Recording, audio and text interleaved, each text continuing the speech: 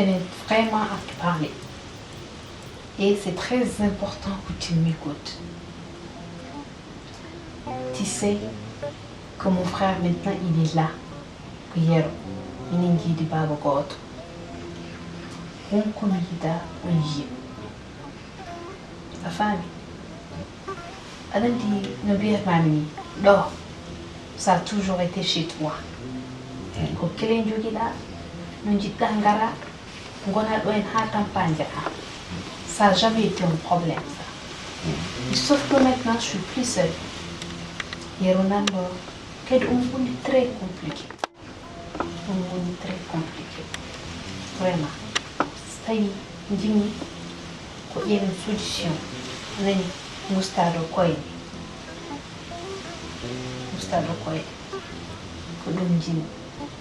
Parce que mi jida o yaha o boniya innam wala wornu yiri dum innam bona hen. Sa jabi ni gabbay.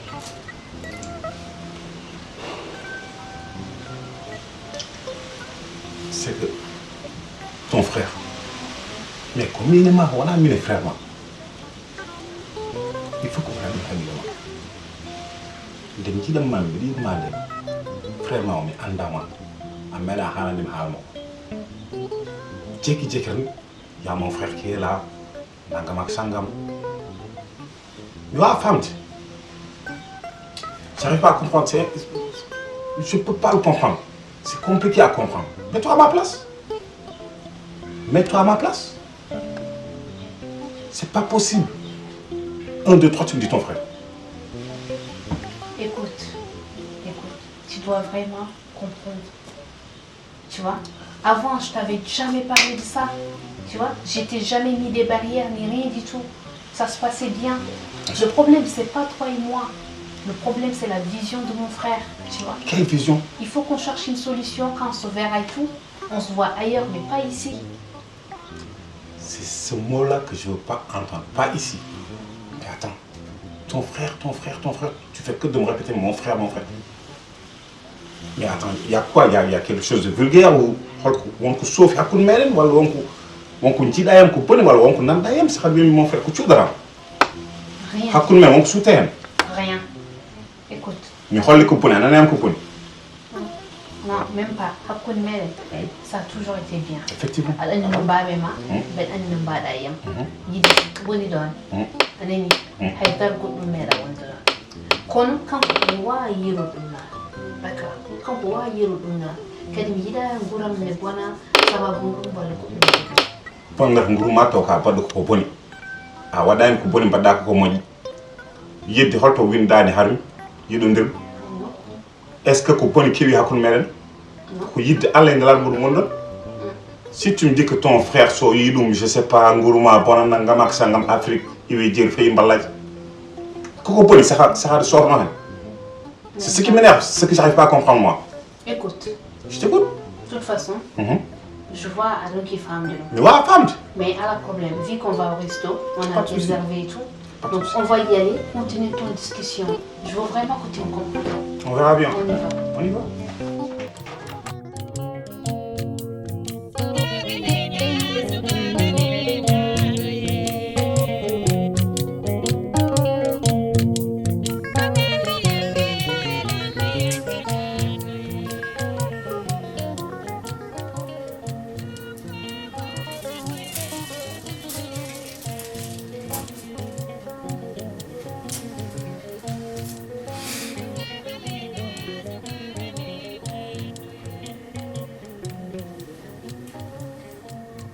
Allo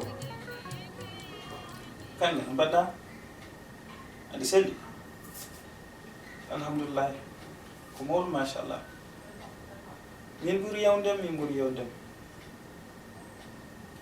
aha wallahi an komi noddunoɗo ma randi noon en dañi caɗele aha ala wona ko faare yam atinino nanino Amadou en wiye mayani ɗettilaɗi e wiyene arga e won pangra noon o rewiri ko Espagne kadi o yettimo o mondo en jaɗi caɗele de min kay mi haalninom gila adan eyi joni no mbatten aɗa andi ko mawnam mi wawa yaltinde ɗum galle kadi ardi ɗo tan ko gaynaka ene haalnami haala gaynaka hen janggani i joni kay mi tottima suudu sukaɓeɓe joni toon no woni min kay aldi kanko o janggani wonan ha faraysi et puis ganduɗa noon ɗum ko caɗele mawɗe noon jogoto tampudde e min kay Amadou ko mawnam eyyi sa yiiɗi kay ɗe mbeɗa wawi tottudemo kalɗon ew ala probléme mami totte joni yew mami tottumam joni kalɗon Amadou eyyi fadde maɗa oto surtout fami tottumam Amadou ebo Amadou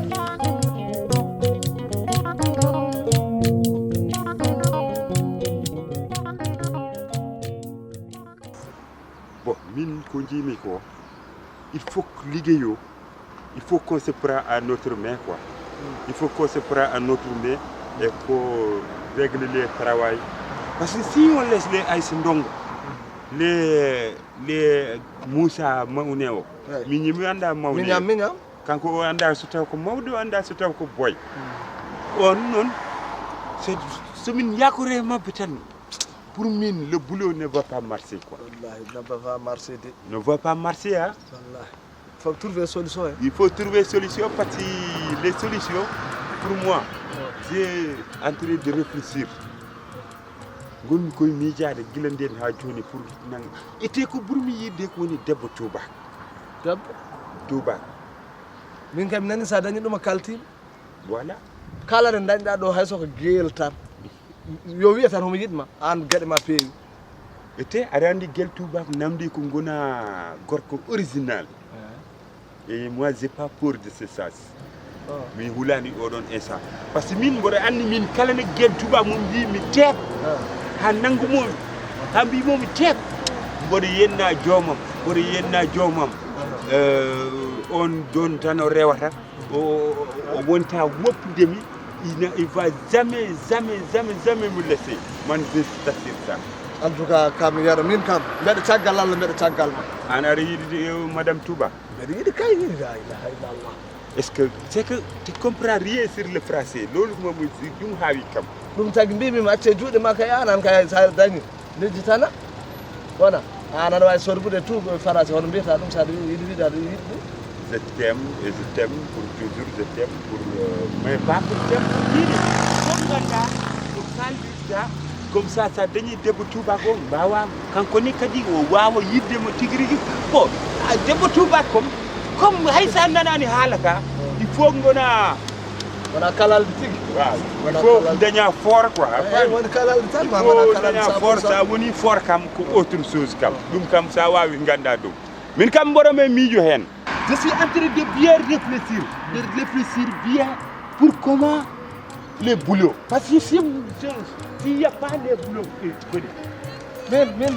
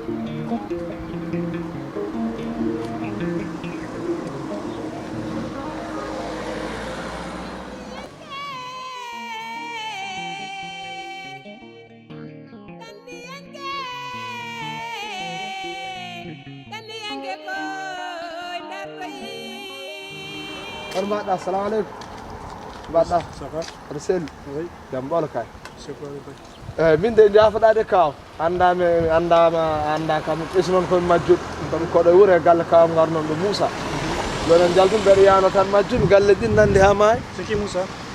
Musa min andi Siki Musa. Musa won dab bodeji ni tan wallahi ha Je connais pas Musa. akonani konani Musa ganno boy faras do T'as l'adresse ou pas? adresse ala min goto yaltum yaltidani hay goto T'as l'adresse, tu me dis que... عندي موسي ده جالي كافدي مين يلتداني ادريس مين غور يلت والله مين غور T'as pas l'adresse? على الوقت Si t'as pas l'adresse, c'est mort dans une place. والله Allez. طيب هيك لانه ما نندي بولو دي اي ساجا با نند بولار كم كابي بول والله فابم هولي والله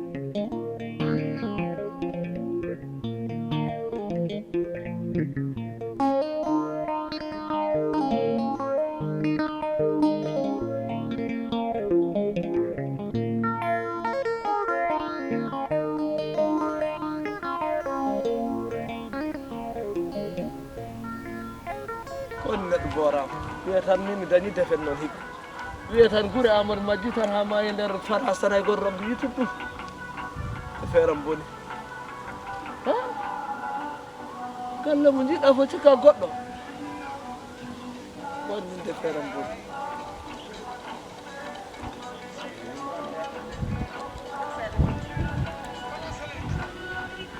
allo Ramata yo Ramata ya tan jam Ramata hoyam min de mbeɗa mi ɗo tan to leɗɗe ɗe gon leɗɗe boɗeje ni eyyi kadi no waɗi ko wayno jam kon wertoyon sukaɓe no pide hen eyyi wallahi mbeɗa mi ɗon tan sukaɓe yummiraɓe babiraɓe kewi hirde tan ala joɗimi koye lekki de leɗɗe tan no ñiɓa leɗɗe tan joni noon no waɗi ɗo tan ɗum ɗo yol vertuel tan to wayde nayyi natata tan gettu nayyi kono sukaɓe kewi fijde hen no waɗi huuɗo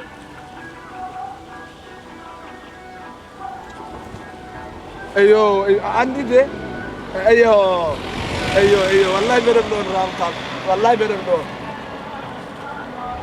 eyyi yawno gara alhamdoulillahi rabbil alamin ketto min mi dañatan min komi duwaw mbiɗa wonde duwaw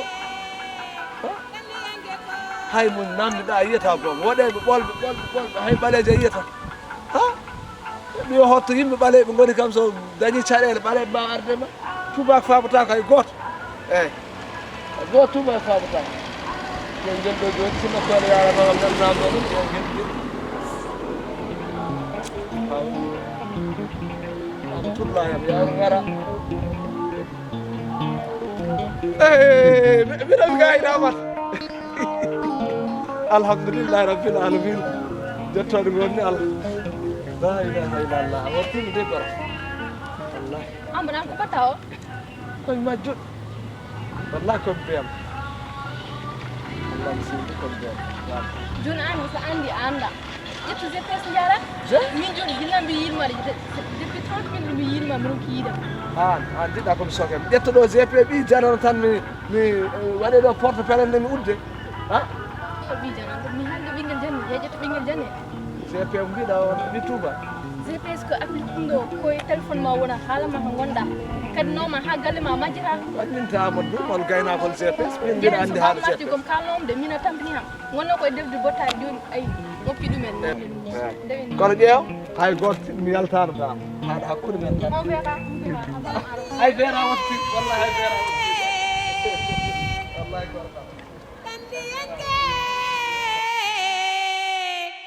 Écoute, j'aimerais savoir pourquoi un projet de ma.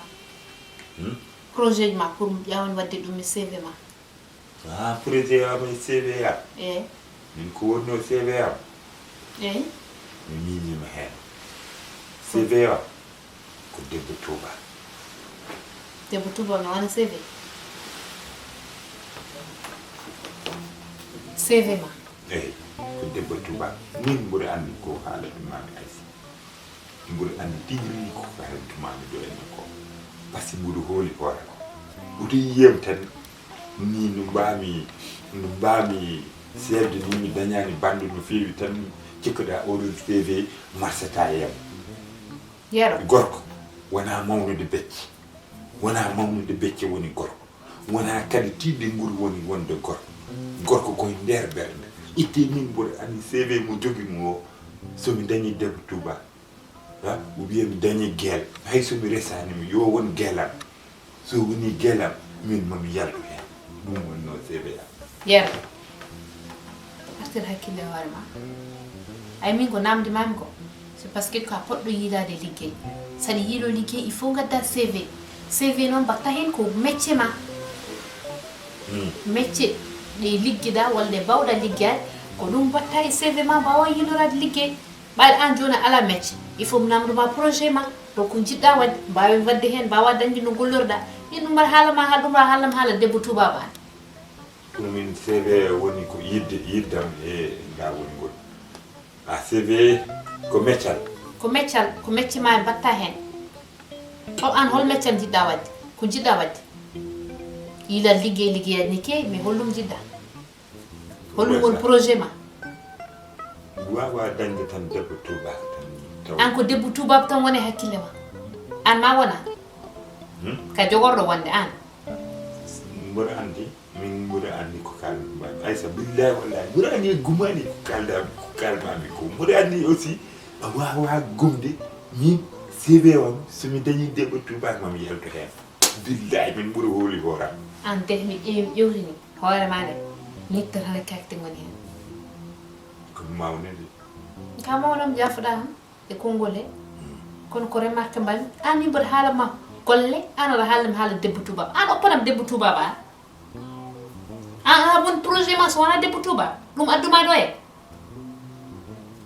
miijumi kañum ɓuuri yawde ten ɓuuri keɓa kalis ko ɗum cikkuɗa de tu te trompes tima toron tu te trompes so tawi ko debbo Touba hokkatma kalis a suwa heɓde saɗa wawi liggoɗa e jawno meccal wadde so taw ko noon ɗum waɗi kam widema ya hallam holol ngal meccal jiɗɗa wadde min somi dañi yaade bureau wiya mi fewno otoji wiya mi fewno portable uji somi dañi ɗum ɗo fof moɗo yiɗi fewnude portable uji fewnude otoji e yaade bureau fof mboɗo yiɗi yaade bureau nde kam aɗa andi ko ça va été possible a windani a janggani yahata bureau ko bindude janggude janggude ha CO c'est un holto waɗi ala he diplôme goto wiya yaha bureau eyyi affaire auto ji ɗo noon walla goɗɗum noon ɗum mami ƴeew ma won mo mbaddumami mi ƴeew mami ƴeew c'est à voir c'est à ma voix eyyi noon gartira hakkille ma noon c'est ma voix joni ngolo ɗum goto joni goto nde mi yaha mi addoya